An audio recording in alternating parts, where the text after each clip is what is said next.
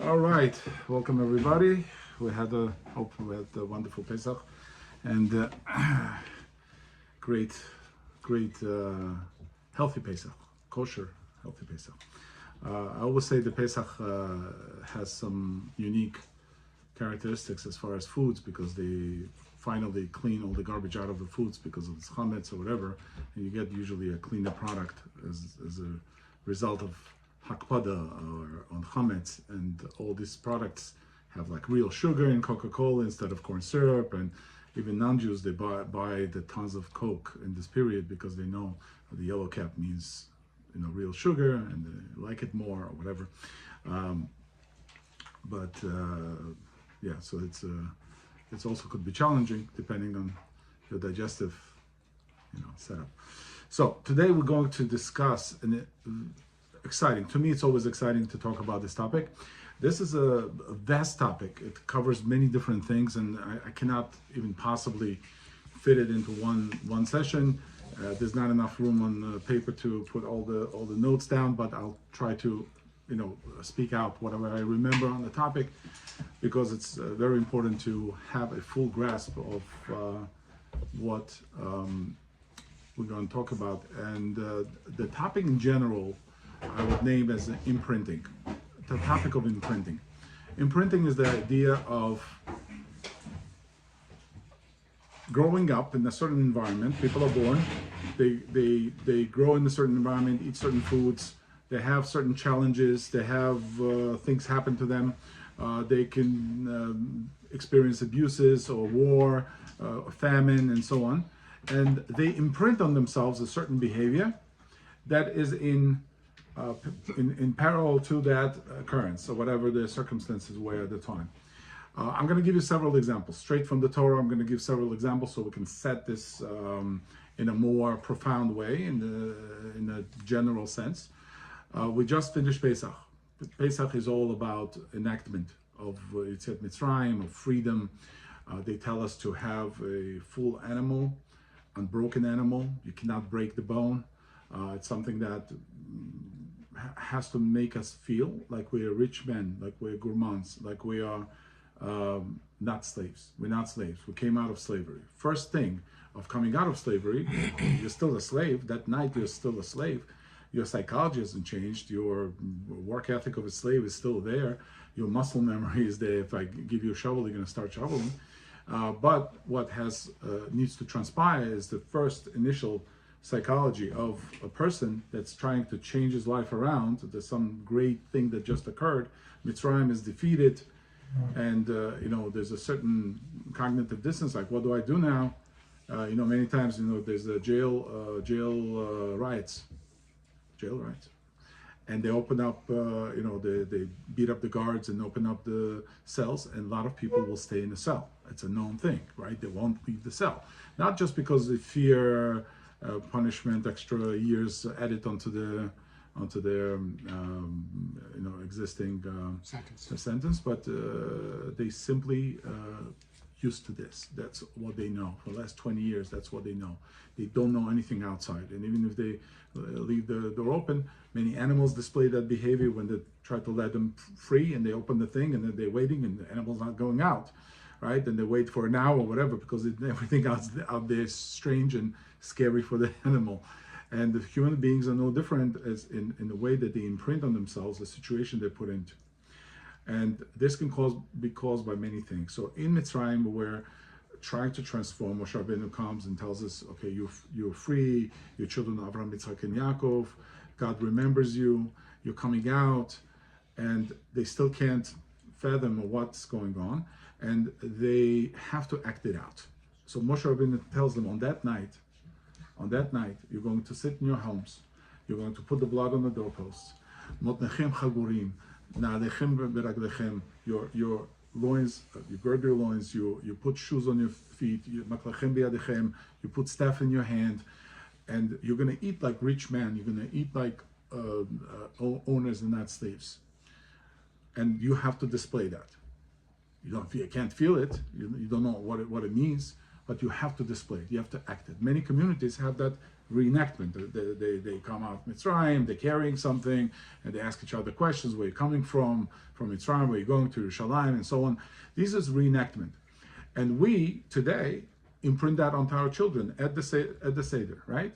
We say that. We list things, we list makot, we ask questions, we say that the son that's Rashai wouldn't come out because he puts himself outside of the community and is not participating. And all of that imprints on the child, and the chinuch becomes the primary in the Passover message, becomes the prime directive. We have to educate children. I heard from Yitzhak Zilber, who was a Russian Rav, I heard when he was in the Gulag, Pesach was coming, and they bribed one of the guards to get a little bit of flour to make some matzah. And the amount of flour that came was enough for like 3 little kezites of matzah. And the question was, who's going to eat this matzah? They're all hungry, they're all devastated, they're all a lot of religious Jews that wanted to be Mekayim mitzvah of matzah. And the Rabbi Zilber was there, who was skinny like anything. They said when the wind was blowing, because he kept kashrut in Gulag, and he would move with the wind. And all these hungry people, and they turn to him and they say, who should be Mekayim this great mitzvah that we have opportunity? We have these 3 little matzahs. And he said, we're going to give it to children.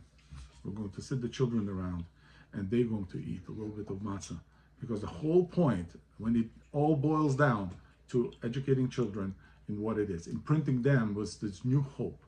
Shana Haba b'Yerushalayim, that you're a free man. Maybe not today, maybe not tomorrow, but you're going to be there. Right? And that's what carried us in the Galut for many, many years. And that's one of the major imprintings. The whole Torah, Avraham Avinu, was the covenant, was the Brit Milah. It's an imprinting. It's a brit that you put in our flesh, right? And we do this. I just had my grandson's brit, and it's an inspirational thing, and it's a continuity that we achieve through our children and grandchildren, right? And all of these things that represent a certain change, and now you're different, they're imprinted. Whether it's a brit ben abetarim that Abraham Avinu had to do, whether it's a promise to Yitzchak and the sacrifices that they made, whether it's a promise to Yaakov and so on. Just to strike a difference, you see that Esav comes and Yaakov wants to get the Bechorah from the Esav, and their covenant is not strange. Their covenant is over porridge of lentils. There's no meat, there's no korban, there's no important things. Avram did it with flesh, because we talk about life. Life is in the flesh of animals, of birds, of human being, right? And by parsing those carcasses of animals and walking through them, Avram is making a covenant with entire nature, entire world that God has created and has given it over. Now you're different, and now you're Ever Anahar, you're a different person. But we'll see the Esav, it sells the Bechorah over a porridge. It's not real meat, not real protein, at least, right? There's some protein there, but it's not, right?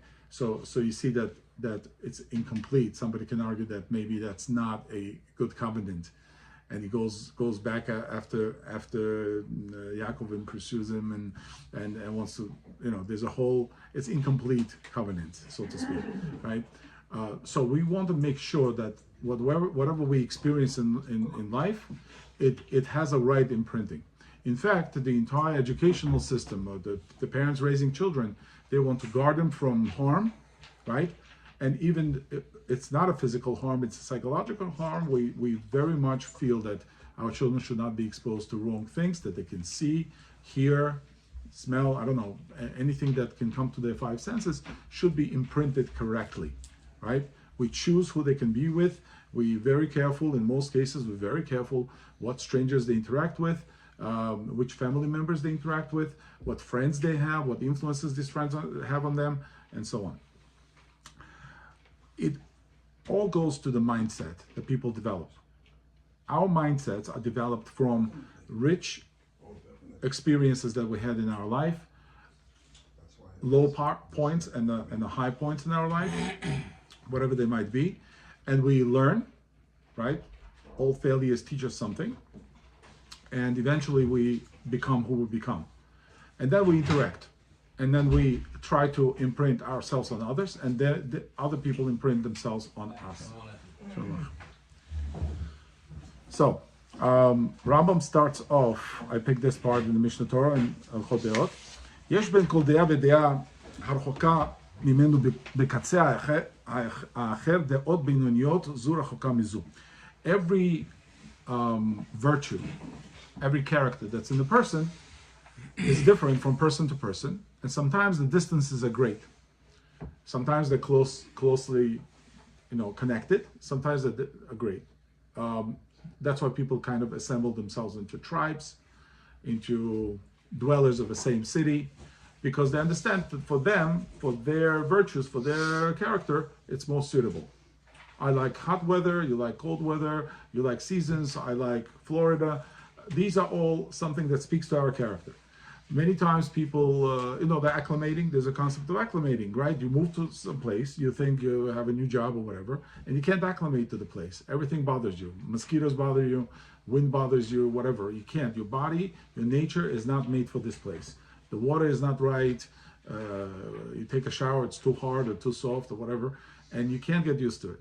And person can't acclimate. In most cases, you'll acclimate. Go climb the Machu Picchu.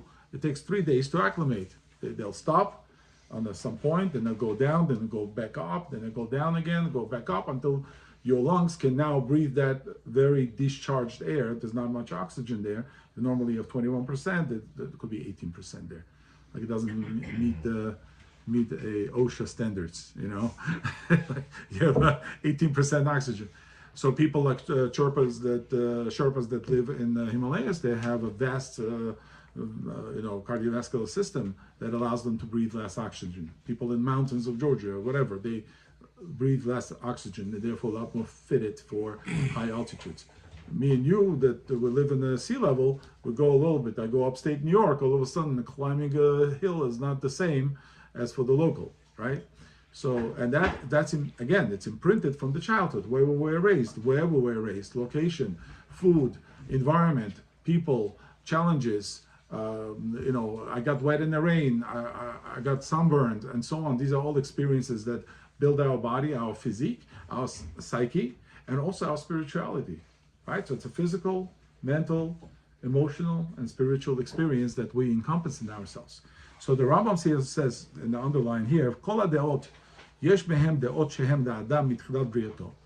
There are some deot that person inherits, they're pre-existing from the beginning of when he was born.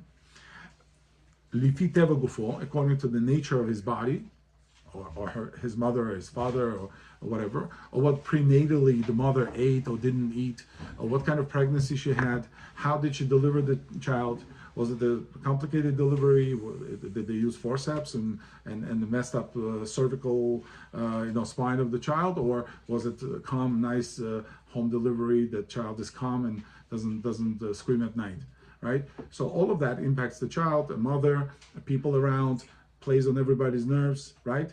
Postpartum depression is a serious thing. A lot of mothers have done terrible things facing the postpartum depression, right? Why? Because they didn't have enough nutrients going in. They didn't have enough nerve supply and emotional strength in order to handle, like I mentioned last time, you have 2 years that you're going on a journey of 2 years, right? 9 months of pregnancy, and then another year and a half or 2 years while mother is nursing, taking care of everything, juggling other things, other children, and all of that can weigh in. And if the person doesn't have enough resources, right, it can crack. People crack. And particularly if you have a demands of the religious community, like a Haredim in Israel or whatever, every year you gotta make another child, right? Can they handle it? No one's asking. When I started questioning, is that okay? They said you have to go get a heter from a rabbi. And I was like, how does the rabbi know what my wife needs? I mean, she might have any number of needs, and to say the woman should be giving birth every year. So that goes into other questions like contraceptions and other things, which is not an easy topic. Maybe we'll touch on it at some point, but right now I want to focus on this idea that everybody has their own nature. The Rambam says, "Ve'esh mehem deot shetivo shel adam ze mechuvan ve'atid lekabel otam bimhera." There are some people that have a certain alignment in their character that once you expose them to something, they accept it, they soak it up like a sponge, right? They mate for it, right? You go to Africa, you know those videos, African kids are dancing.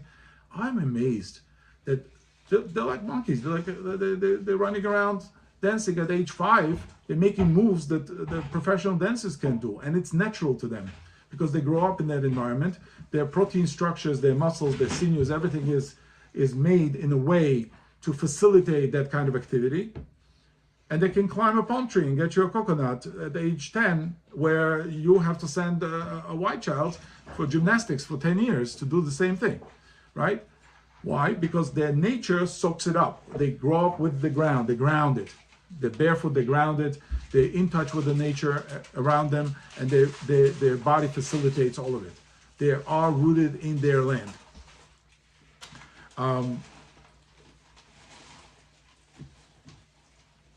So they will accept this environment more than other people. Somebody moves in to that country, he may not be able to sustain it.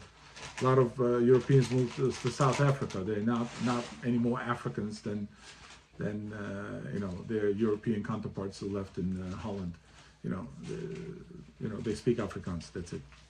They don't climb trees, and they have some adaptations, but they don't even change skin color. There's nothing.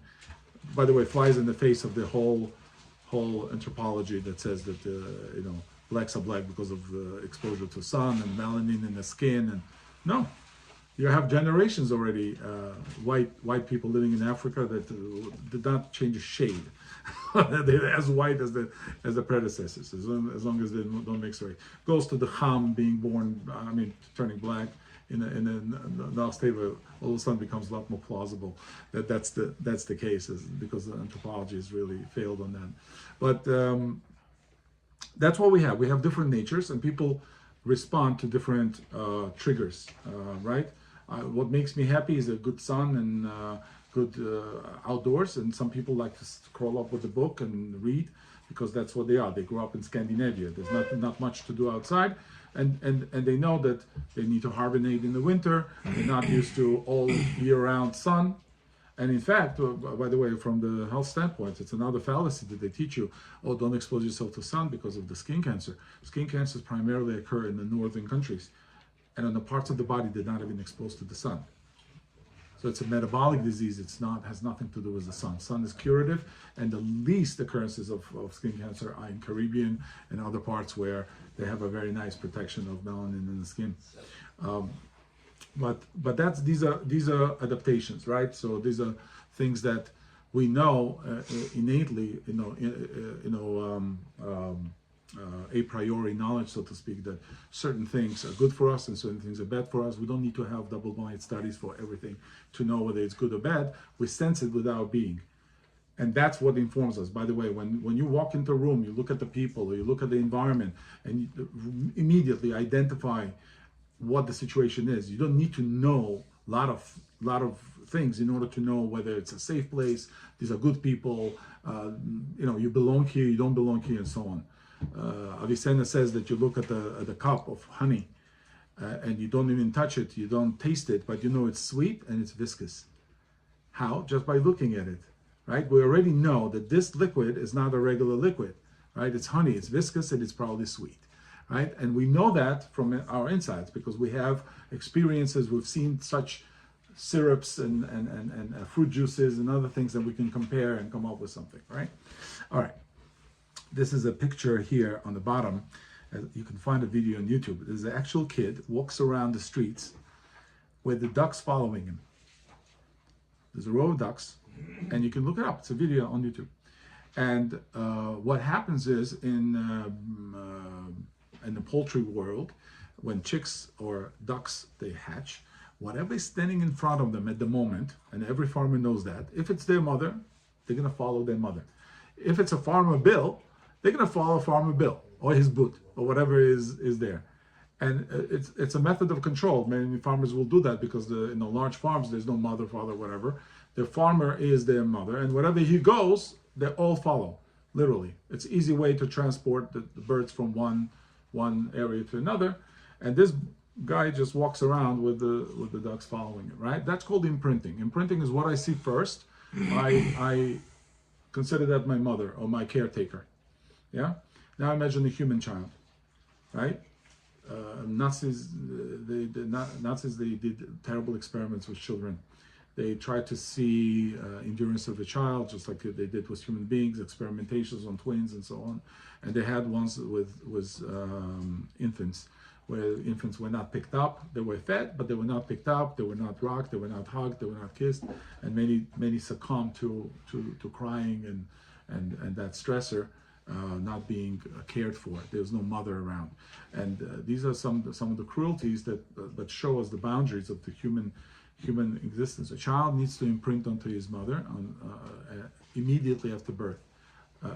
Proper places that midwives, hospitals are usually terrible in this regard. I've seen it firsthand.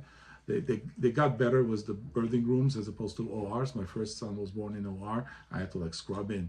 But others were born in the birthing room, so it's a little bit better environment. But they still don't understand, or they forgot, or they washed out of all the medical students this idea that the child has to be attached to his mother. When the child comes out, first thing they used to do is put the child on the mother, skin to skin. Child has to smell the mother, smell the areola of the breast, smell the first colostrum that's coming out, and it's very important. It should nurse right away. Colostrum is very protective for a child. They should let the nurse, and umbilical cord should not be cut immediately. A lot of blood from umbilical cord is still draining after birth. Until placenta separates, there should not be any cutting of the umbilical cord. And many people don't know that, and they think it's a ribbon cutting. The doctors make the thing, oh, we're going to cut the thing, and the father, would you like to do honors? And they hand him scissors, and he's so happy to cut it. No, leave it alone. The nature has its ways. When placenta detaches, it means nature says, I no longer want to be connected to this. We're done, and placenta detaches. But placenta didn't detach. What gives you a right to get involved? I recently heard one of the rabbis speak about inducing. It's a very wrong thing that a lot of women do to fit into whatever schedule. They don't want to be giving birth, during Pesach or during whatever, and they want to give birth before. So they go to the doctor and says, "Can you induce?" Right? Doctor takes a spike from a bike wheel. That's what they use. That's actually what they use. They break the water and they starts the birthing process. They give drugs, pitocin, and other terrible things, and the child is pushed out against his or her will to the world. Why? Because mother wants to have the comfort. I'm done. I've had enough. I don't want to. And many people have done it. It's a normal thing. And yes, argument is that why should the woman be in pain for too long or not get an epidural? Men obviously don't have a lot of credentials to speak on what it feels like to give birth, but side effects are there, and sometimes the side effects will make mother not feel the full birth, have problems with the back later if the person wasn't professional in administering epidural, and these things imprint on the mother and on the child. Pitocin for sure imprints on the child. Heart rate goes up. It's a stressful experience. A lot of chiropractors I know, the pediatric chiropractors, they deal with aftermath of stressful birth for children. Their neck locks up, children can't turn the head from one side to another, or they keep the head on one side and head squishes, then they have to wear a helmet. There are children wearing helmets today because they can't turn their head. They put it on a pillow on one side, the head is soft, it goes flat on one side. Doctor says, we got to put helmet on, the special helmet. Right? Now try taking that child for a walk to the park, and people not assume anything. Right? All of that imprints on everyone. Right? It's a certain shame, embarrassment, and so on. So we have this occurrence in many cultures. Culture, family, home, they decide a lot.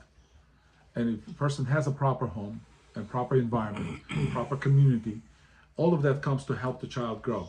He gets good treatment at home. He goes out, everybody is there, uncle and aunt, and grandpa, grandma, and so on. I grew up this way. Back in Soviet Union, there was no such thing. Don't talk to strangers. We spoke to everyone.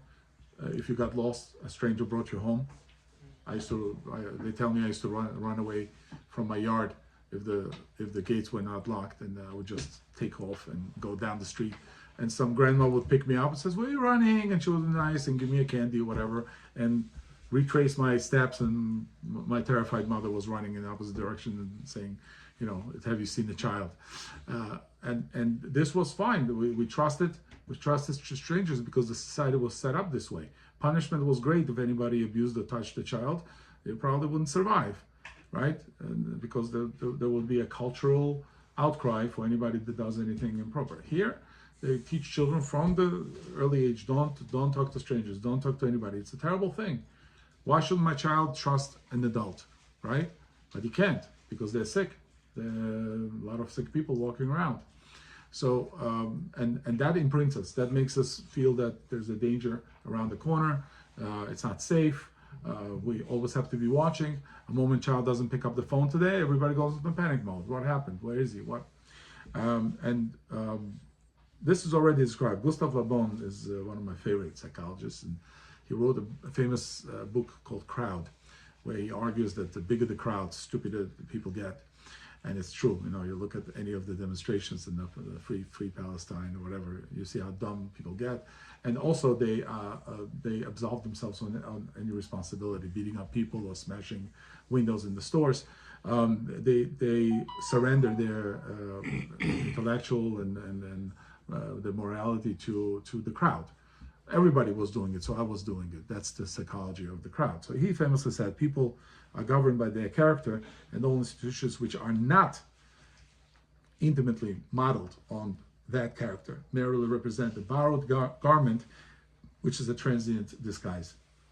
It's so true. We send our children to school that does not cater to their character. It caters to whatever the direction the school decides to take, and everybody has to fall in. And because your child is 7 years old, he has to sit in the classroom with other 7-year-olds. What sense does that make, right? My child could be brilliant, and and the teacher is teaching to the bottom of the class, or if you're lucky, to the middle of the class, definitely not to the top of the class, and then becomes a very obscure place for a child to be. Child is under arrest, is in jail, has to sit there 45 minutes with some breaks. He takes the same bus that serves jail, right? The same structure is there. Poor food, poor ventilation, poor treatment. You're part of the group. You don't have your own personal say in things, and that's a form of abuse, and that imprints on the child. And children grow up hating school, hating whatever subjects, because the teacher was terrible. They got mistreated, and eventually they become a person they were not destined to become. Because they had a bad experience, they never looked into certain careers or into educating themselves further. And they said, I'll be what I'll be because here I can have control. There, I don't think I can have control because my teacher used to smack me or do something or whatever. We got hit. I remember in the Russian schools they used to hit. It was a ruler, right? Boys got hit on the tips of the fingers like this, and girls got hit on top. Persian kids tell me that in Iran they used to hit them with a piece of hose, like they would cut the hose like a rubber hose, and the teacher, they would have an oven, whatever, to heat up the room, and the teacher would warm up the hose on top of the thing just to make sure it's flexible enough, and everybody got hit just for anything. But there was a system that for right or wrong, there was a system. It taught some respect, but at the same time, you don't see a great thinkers coming out of that system because they are limited and constricted, and it's like a slave mentality. You always listen to someone older than you. You know cultures like this all the time. Chinese culture is like that. Indian culture is like that. You're talking to Indian designer, and he wants to talk to his manager at all times. I'll tell my manager, no, but you understand what I'm telling you. We've been through this, right? But I'm telling you, you can do it. No, I got to talk to my manager, right? Why? Because it's a hierarchy. It's the caste system, right? He comes from the lower caste. He has to talk to the Brahmin or whoever in the higher caste. Outcomes of these as follows. So we'll talk about proper upbringings. That's your nursing mother on the right. Improper upbringing is the soldier. In this case, it's a Mameluke soldier. So if you see in the bold line, so there's a history of Mamelukes. It goes back many nations have this idea of mamluch or mamluk. Italians have it as a curse. You're mamaluk. Yeah, there's a mamaluk. Why? It's an equivalent of mamzer, calling somebody a mamzer. But not exactly. But the mamaluk were heartless warriors, elite warriors, who could kill without mercy. They were primarily, 90% of them were collected of the country of Georgia, as a historical fact. They were orphaned children. They were collected by Turks, and they were trained as an elite army from the young age, displaying all cruelty that's possible. They made them kill animals, to fight with other people. They made them murder at young age in order for them to be completely desensitized to any feelings of human connection. Mamelukes destroyed Yerushalayim, one of the hordes of the armies that came, and they'll show you today by the Kotel, when you're walking down, biggest stones that were uprooted and brought down to the bottom of the Kotel that you see under the glass over there, they were done by Mamelukes. They were the strongest elite army. They formed their country, but it was not long-lived because they were raised on cruelty. Socrates discusses this, that Spartans didn't have much future because they raised their children on cruelty, not of cruelty. They raised warriors and they could win wars, but they didn't know what to do with themselves as a culture, right? Because the culture was a warrior culture. So warrior cultures go away. But you see the imprinting of a child that has a mother that raised them versus the child was torn away as an orphan and raised differently with all kinds of abuses. And that person is very hard to fix, right? Serial killers in American history, all the Ted Bundys of the world, right? They formed at some point because of the experience, because of the neurological, physiological, psychological impact, and they became what they became because they responded to triggers in life in a certain way. When somebody upset them, they didn't just react normally, they plotted to kill them, right? They found another way of operating, which to them was right. So all these sociopath and psychopaths that are formed due to wrong upbringing is the price that we all have to pay going out there. There was a recent shooting now and was in Pennsylvania. A guy killed his own children, like 7 children of his own, and other.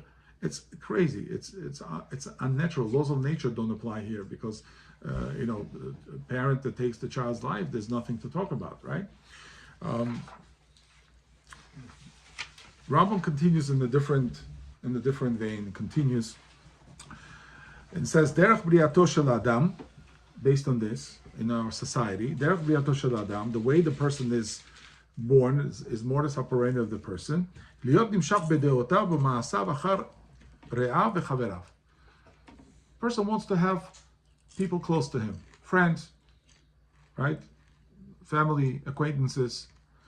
V'nohek minhag anshe midinato, and usually is going to act in accordance with the minhag of that country. You're born in Yemen, you're gonna smoke hookah and have a big crooked knife in your belt. You're born in in Russia, you're gonna drink vodka, and right? Not because it's yours necessarily, but you act accustomed to act this way. What do you mean? I grew up and they handed me a cup of wine and said, "You're Georgian, you gotta make a toast and drink." I'll tell you a secret. It's being recorded. I'll tell you a secret. I don't like doing that. I don't like drinking a lot of wine. I like wine, I'm saying a glass of wine, but I absolutely, despise this idea of sitting and downing 3 liters, 4 liters of wine like I experienced. I imprint it to negative from the drinking that I experienced. My uncles, my family, they're all sitting at the table, and you can't get up. You're sitting for 3 hours drinking. There's not much entertainment. People are saying, yes, beautiful poetry, beautiful words, wonderful, right? But let me go. It's not mine. It's not mine. Yeah? I wanted to do other things. And I did other things. I went and I did swimming and I did the art and I did other things. Sometimes my parents happen to be, understanding of this, and they raised me as a wunderkind, whatever, try this and try that, and whatever sticks, then it's a very good system. A wunderkind system, very good system, right? You let the child try several things, take him to a few groups, see if he's good at chess, see if he's good at whatever, and whatever sticks, then he's going to stay with him. So now I don't swim much because I don't find myself in the pool, but I'm very confident, if I find myself in the water, I can swim because they gave it to me. I do art. Sometimes muse doesn't come to me, she stays away. She stays away for a couple of years sometimes. I can't draw, I can't paint anything because I don't have that inspiration. But if push comes to shove, my grandchildren ask me to draw something, I can confidently draw something, right? So these are things that I acquire, but because I've imprinted these things imprinted on me to a certain degree, I use them to a certain degree. It means that they go all the way. Apparently, I like this stuff, and I do more of this stuff now.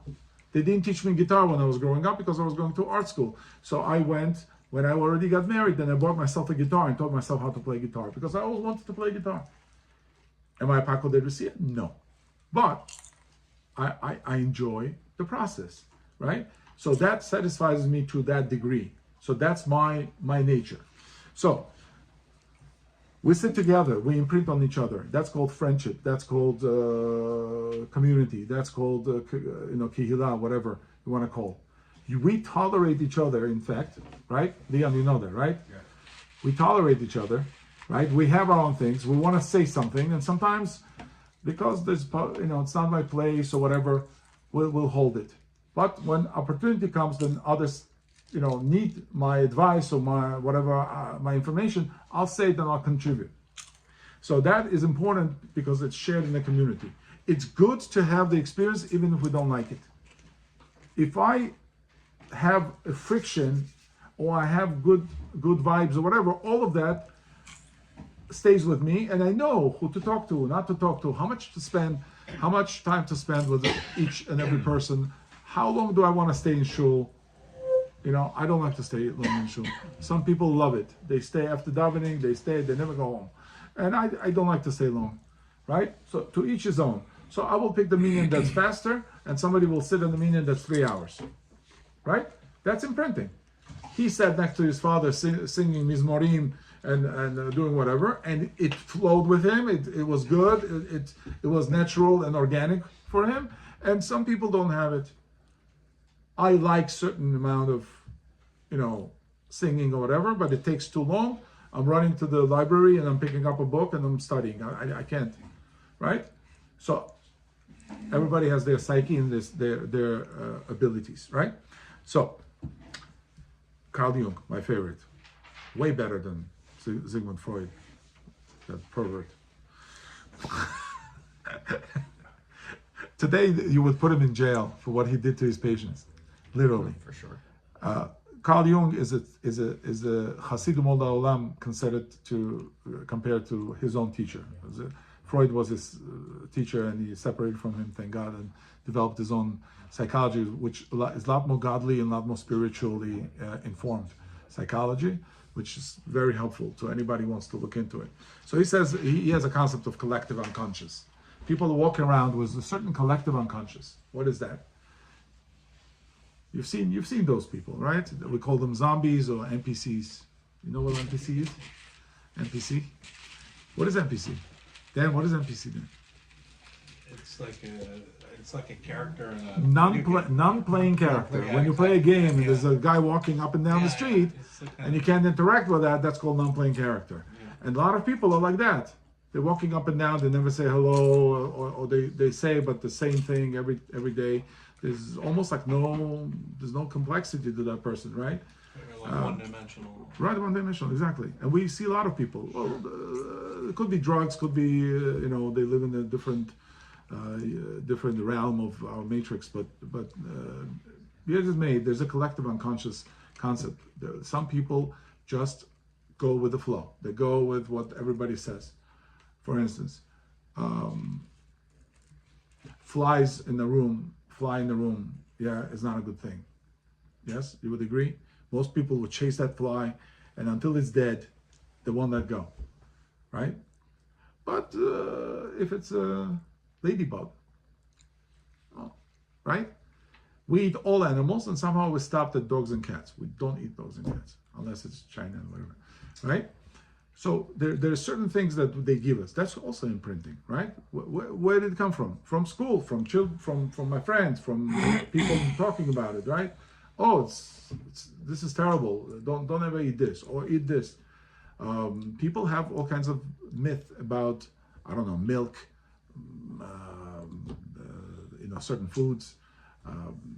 Some consider it good and culturally. Let's say Russians will have caviar and other foods, and Americans will simply don't understand what it is. Like, how do I eat it? I know it's expensive, but I don't know what to do with it, right? Well, it was not imprinted, right? Even though it's same proteins, sugars, carbs, and for instance, oysters. right. But some people have a wide palate. I have a wide palate. I'm not going to eat non-kosher stuff, but I have a wide palate when it comes to different foods. I'll try things, right?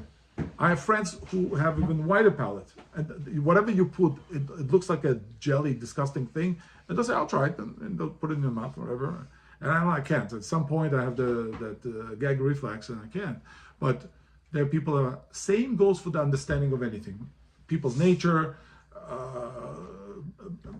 bridging the gaps, attitudes, right? I'm good with a lot of people, different cultures. I have like 10 cultures in me, and each one comes out whenever I meet the person. Russian, Bukharian, Georgian, American, Yeshivish, Haredi, Hasidish. I go to Satmar. I have friends in Kriya Seal. How many of you have friends in Kriya Seal? Yeah, Monroe, New York. You go up there, nobody looks like me, right? So, but I go there because I have friends. I have some that speak Russian. They're Russian friends, right? And it took some time, but now I'm like a OG. I can go there and feel comfortable and confident, right? And that comes with allowing yourself to imprint, right? Imprint them on you, you imprint on them, and becomes a little bit of a fusion. And they don't mind you so much. Like my wife actually drives there. The women don't drive there, right? But you can get in the car and drive, and they say, okay, it's a guest, it's okay, whatever, right? For their own, they won't tolerate it, right? But because I fused, they say, okay, it's a give and take, right? He comes, he respects us, we should respect him, right? And that happens in relationships, husband-wife relationship, whatever relationship might be. So, taking people out of collective unconscious and making them individuals is the goal. Meaning taking a child and say, I want you to understand what you are trying, what you're imprinting on yourself. You and your friends went somewhere and you tried something. They tried a cigarette, I don't know, right? So cigarette imprints, right? First time anybody tried smoking, it imprints. You get nauseous, whatever. I heard of a story, there was like a tradition, if a young kid asked the older brother, can I try a cigarette or whatever, he thinks it's cool. The older brother would say, yeah, sure. But first he says you have to get a taste for it, to take the tobacco out of a cigarette, make it into a wall, says you have to chew it and swallow it. And then you'll get introduction to it. And a child chews, swallows, and then throwing up for the next 2 days because he can't, nobody eats tobacco, right? So and then he has this bad feeling about it, and hopefully not gonna smoke. Sometimes it backfires. The joke is that they told mother, it says, put a little cognac into your milk, and your child will grow up hating cognac, and the child grew up hating cows and milk, right? So it doesn't always fire in the correct direction, right? So he said, while imprinting is a more immediate personal phenomenon, Jung would argue that what we imprint on taps into the vast universal reservoir of meaning, symbols from early caregivers, rituals, and even sacred stuff that we experience, right? If you were brought up in a certain community with certain mores, you know what mores are, right? It has a certain vibe. Then you imprint from that. I know people from the Carlebach communities, kibbutzim in Israel, in Carlebach. Like Shlomo Carlebach is walking live in them, in these people. They're like a frizzy hair, and they have like guitar, and they're all spiritual, right? And they were born there, and they imprinted on this. And I know Shlomo Carlebach from 1980s, 82, when he gave a concert. I used to have his tapes. And he created a direction in Judaism, and a direction in the dating sites. It says, "What are you, Orthodox?" There's that Carlebach. There's a category. I'm a Carlebach. What does it mean? I sing Erev Shabbat. I sing. I have a good time. I have a certain attitude towards life. I'll hug my fellow Jews all the time, right? It's a direction, it's imprinting, right? And you meet somebody like that, and you have a friend like that, that has that character, you have a choice to make. Or you're going to flow with it, or you're going to reject it. If you're going to reject it, you create a distance. If you embrace it a little bit, you'll get a feel for it, and then you'll have something to share. It was a father of graphic design, was Milton Glaser. He created "I Love New York" T-shirt. The logo. Was a heart. "I love New York." That's him. And he created many wonderful things, and he did it by hand. He didn't have a computer. And he said famously that if I like Mozart and you like Mozart, chances of us killing each other have diminished considerably, right? That we have something to share, we have imprinted on one another, at least in one category of things that we like, a food we like or something, then all of a sudden we become fused in some way. And therefore, I'm not going to be so quick. If I speak your language, right? How many times, if you're a little bit of a polyglot, so I'll speak 4 languages now. Somebody walks in the elevator and I say a couple of words, that person's not going to mind many things that I might display otherwise, right? Most beautiful person that you ever encounter is a person who just saved your life. Isn't that the most beautiful person? He saved my life. Could be ugly as anything, right? But he saved your life. So you owe him something. So your whole nature now turns towards positive of that person, right? You're vibrating differently. So, South Carolina, University of South Carolina said, performance characteristics are qualities, traits, or individual characteristics that are required for satisfactory performance in a particular job, role, or team. And there's a chart here on the bottom. And the entire life that we live, whether it's family life or at work or in society at large, is performance-based, right? We fall in a certain category of performance. Now you have a bell curve, classic bell curve, and you can have, poor performance, good performance, average performance, and all of that is created by how we were brought up. There's certain expectation of a New Yorker that is not expected of a person from Kansas. Would you agree? And a New Yorker wouldn't know what to do in flyover country, with the cattle.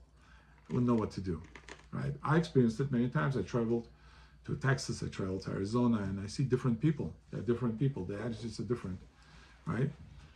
In New York, you drive fast because you need to get somewhere, because there's money to be made. Time is money. In Texas, there's 12 lanes on the highway, and everybody drives at 75 miles an hour with their pickup trucks, and they beep you if you don't get out of the way. And when in the cigar lounge, when I landed in the cigar lounge, I asked, "Why do you guys? You're crazy. Where are you running at 75 miles an hour?" They said, "When you're in front of me and you're not going fast enough, you are taking away my freedom of movement. The way I look at it is you're stopping me from being free." It's not New York. We hate New York. We don't run anywhere. In fact, for a job or meeting, we don't rush. We not gung-ho on locking on that target like New Yorkers are. But we want to be free, and some people take their time. So different natures. And you have a choice always to make, whether you flow with that or you're an antagonist to that, right? And that also will determine whether you will acclimate to that environment, to that community or not. Don't buy a house or rent an apartment before you've been to the community, before you breathe the air, before you live change a couple of seasons in the place. How do you know you're going to like it, right? Even with people, they say date a girl for at least a couple of weeks. You don't know what person shows up after 2 weeks, right? Right? So all of that goes to enrich our understanding and the quality of life as a result. So when it comes to children, I put the Yemenite children here. It's very cute.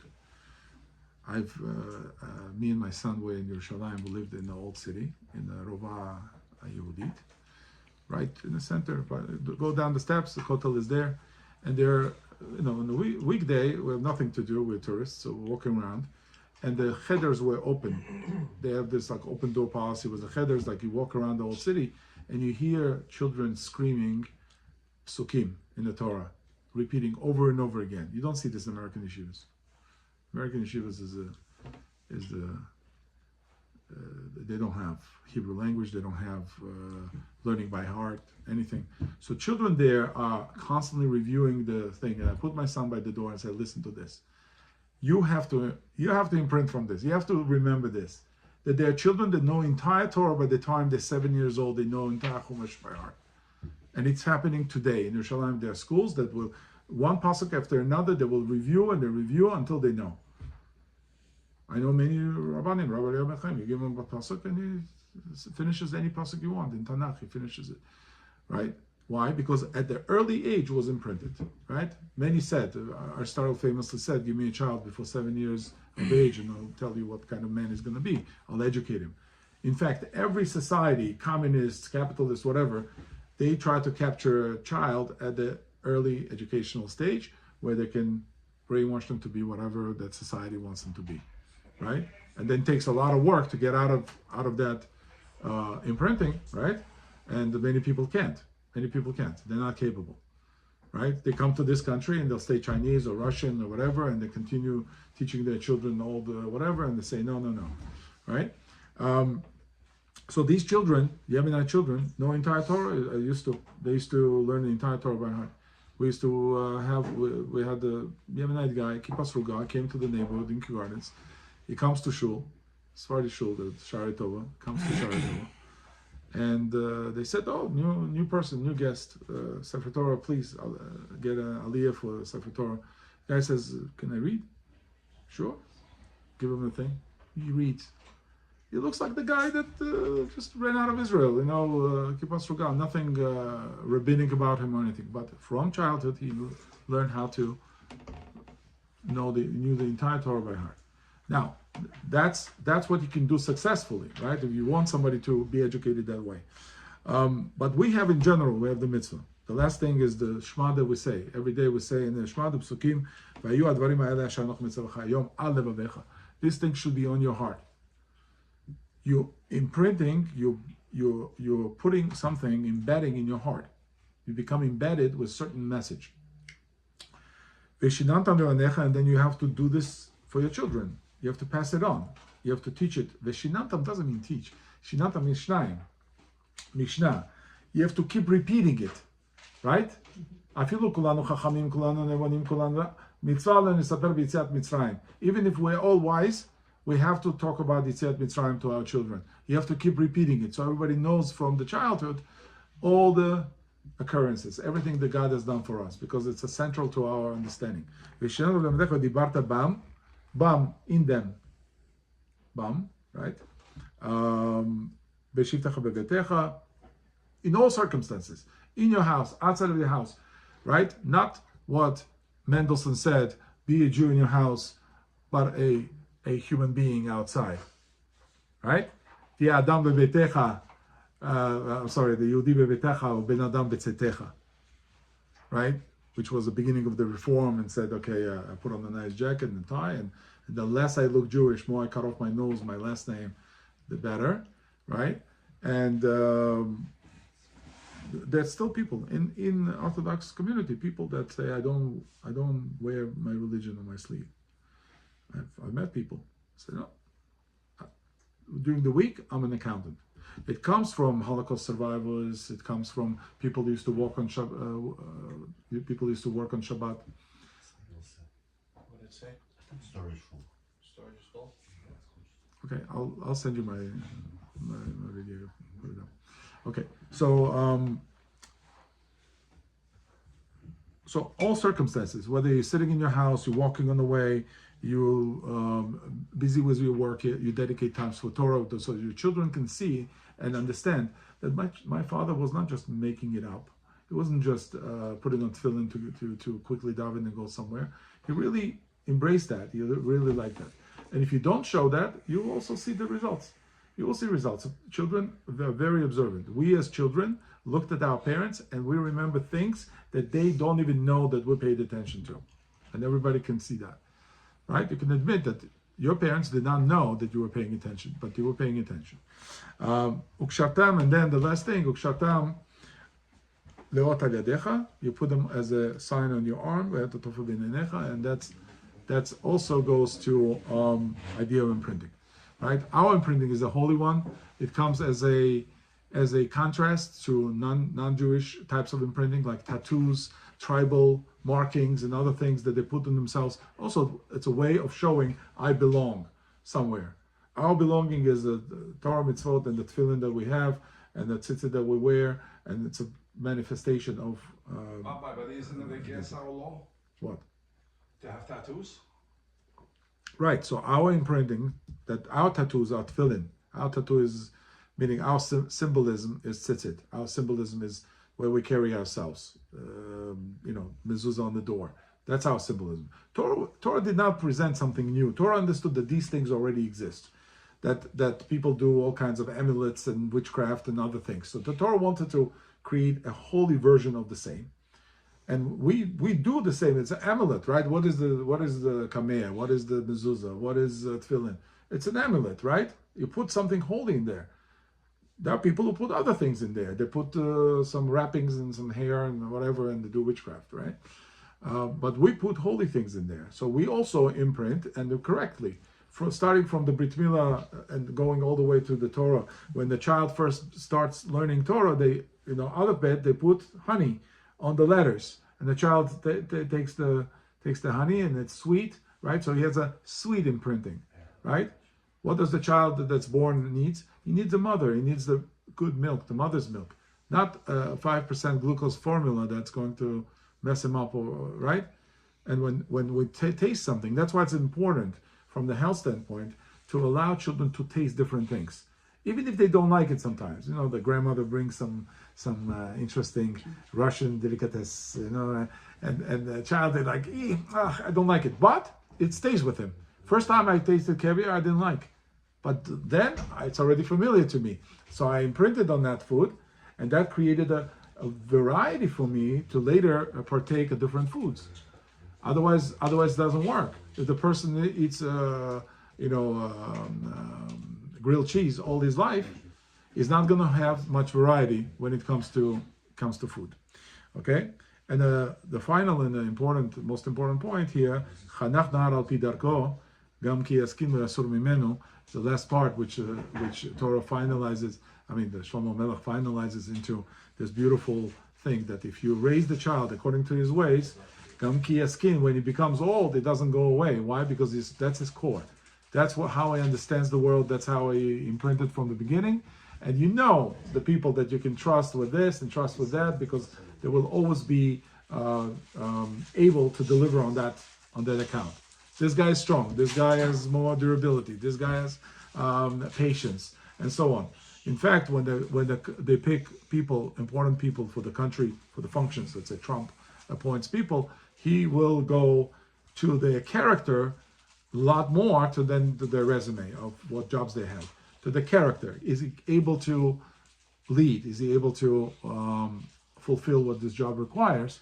And that's sometimes more important than what day to day with the person. We can do a lot of things, but do we like it? Does it break us? Does it eat at us? Right? So just because you can do something doesn't mean you should be doing it. And an organic alignment to what should be happening in a person's life or his family or his children is to constantly be asking, is this okay for you? Is this good for you? And if they give enough reason to say, I don't like this. I know you want me to do this, Father, Abba, whatever. You want me to do this, but I don't like it. I don't like chess. I like basketball. So okay, take him to basketball. Later on, he'll learn how to play chess on his own because it's free will. He's not going to hate it. Right? It's not going to be an animosity towards something that the child was forced to do. Sometimes they'll do just opposite. So al pi darko, that means it has to be organic. You have to look at the child's nature, look at the person's nature, your friend's nature, your wife's nature, and say what works, what doesn't work. And if sometimes we have to do things that are not pleasant, fine, but it should be temporary and short-lived. But other times, when it's flowing and it's good and you can do it all day long, lo yasur mimenu, it won't depart from him. Not going to have any problem him doing this all the time. There are people who like to eat, they're always going to eat. There are people who like to ski, they're going to ski. Right? And there's not much we can do about the nature. older I get, more I'm convinced that this argument of nature and nurture is mostly nature. It's mostly nature. Very little nurture that can change fundamentally anything. You can change on the periphery. You can't change fundamentally, because fundamentally, a person that wants to do something, all you can do is channel it. You can direct it. But nurture can break the person and cause damage, and that Right. So changes, but right? the Like, armies do that. The armies Right. will break the person and build him back up into whatever the Delta Force, whatever they want him any to do. trauma, like Right. So, but we have to realize that it's not always prudent. I'm guilty of the same thing, because many times I understood that chinuch has to be done a certain way. Yes, I felt that it's not always right, but standing at seven in the morning on the corner of the thing to put your son on the bus for 40 minutes to a school that's going to mistreat him in some way, because we have to have 2 jobs and I have to go to work, right? Seems not right. It doesn't seem organic. And then you go to some Amish community and see kids are running around happy, and they don't care about these things, and you say, okay, these are healthy kids. They think different. I took my son to a chess club or whatever. It was a bunch of other kids, not Jewish, in Hempstead. And for the first time, I met kids that I knew back from Russia. It was life in their eyes. The kids are not poisoned. It was Ritalin. These are all homeschooled kids, and they could have eye contact, have a conversation with you. They were naturally smart, playing chess, and my son had a wonderful time. And I had a wonderful time. I wanted to stay. Teacher's like, you can go. I'm like, no, I want to see this. I want to play. I want to play. These kids and the girls and boys, and they're live. You can see a live child as opposed to one that's drooling at the desk in the school, right? There's a difference, and unfortunately we have a lot of this systemic failures that we're paying price for. Children are much older, staying at home, right? They're not capable, they're not as capable, they're not mature, they can't hold on jobs, and now the biggest problem is they can't hold on marriages. There's no marriage. I'm saying it's later and later. People are getting married much later and later.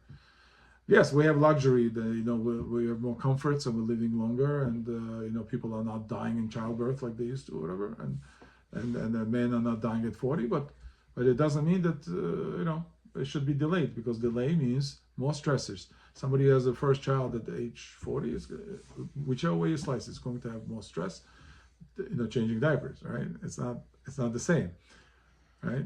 So, overarching message is that you have to find that comfort zone for yourself, make everyone else healthy in the environment that the children are growing, the next generation, and that's going to hopefully spill out into something more fruitful and productive than just dwelling on some cliche operational, what's called the Prussian method, education that was instituted to create more workforce and more, good factory workers. We need individuals, and each individual has to be different and treated differently. Yes, considering things like homeschooling or even private education. I have not met there has not been, I think, a Gadol Ador and Jewish sage that lived to be 100 who did not have a private education. When we built schools and yeshivas, we made sure that we made sure that nobody's Am Haaretz, but we also made sure that no Gadol Ador is ever going to come out of that place. Anybody you take, Chazon Ish, Kanevsky, whatever, they were all privately tutored, privately educated. Somebody told them, you could be great. And they took that to their heart, they imprinted from that, and they said, I can do it. And Chazon Ish, he was a weak person physically, but was a giant in his strength, and was able to write volumes and volumes that, our hand is going to fall off of, which write the same thing, right? And that strength comes from spark. That somebody puts the hand on the shoulder of the young man and says, I believe in you, you can do it, right? With a little effort, and the person becomes rejuvenated. I mentioned this before. There's a pasuk Shlomo Melech famously says, Ruach ish ikalkel machaleu, veruach necha mi yisayena. Ruach ish, if the person has a spirit, he will satisfy his machaleu. Machaleu is the sickness or disease or anything that plagues the person, he'll be able to push back on that. He'll have enough buffer, right? Enough stamina. But ruach necha, somebody's depressed, somebody's down, misana, you can't pick up that person. If the person doesn't want to do anything, you can't pick him up. And that's the sad truth. So we have to be positive, we have to teach, we have to promote healing, spiritual, emotional healing. And if something is rubbing us wrong, we have to examine it. We have to not give it credence in order not to pass on the trauma to the next generation. It's very important. All right, I will stop.